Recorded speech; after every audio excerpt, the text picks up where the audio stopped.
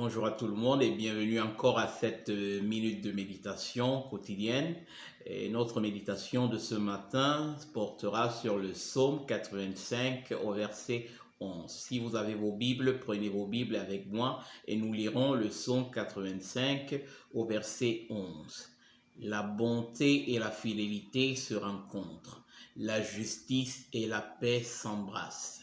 Quel est ce lieu où la bonté de Dieu et sa fidélité, sa vérité se sont rencontrées? Quel est ce lieu où sa justice, la justice de Dieu et la paix avec Dieu s'est embrassée? Ce n'est rien d'autre que la croix, à la croix où notre Seigneur Jésus-Christ a été crucifié.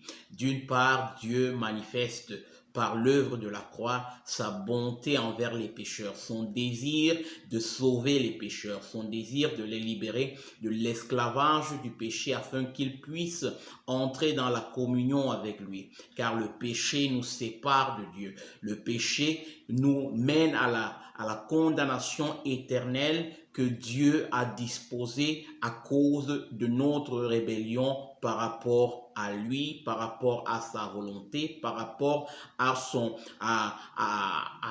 ses dispositions. Donc, le Seigneur Jésus-Christ, en mourant sur la croix, en se chargeant de nos péchés, justement, manifeste la bonté que Dieu a eue, que Dieu a manifestée, a démontrée envers sa créature. Donc, ne désirant pas que nous périssions, mais que nous puissions obtenir le pardon des péchés et justement la réconciliation avec lui, cette communion d'amour, de paix, de justice et de sainteté avec Dieu éternellement.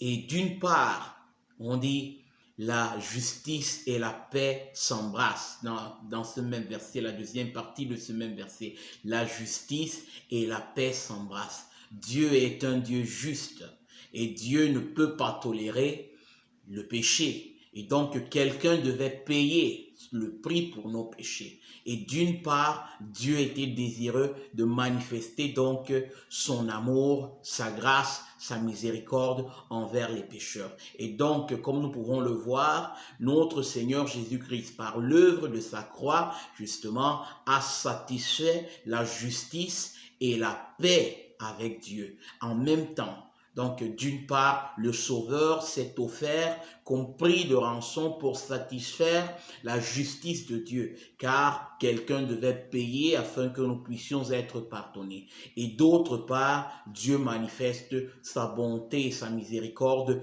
envers les pécheurs, sa grâce, cette faveur imméritée envers les pécheurs en leur donnant la possibilité d'obtenir le pardon de leurs péchés et la réconciliation avec lui, une communion éternelle avec Dieu. Ça, c'est le message de ce verset 11. Et encore une fois ce matin, tournons nos cœurs vers le Seigneur, repentons-nous de nos péchés et considérons attentivement, avec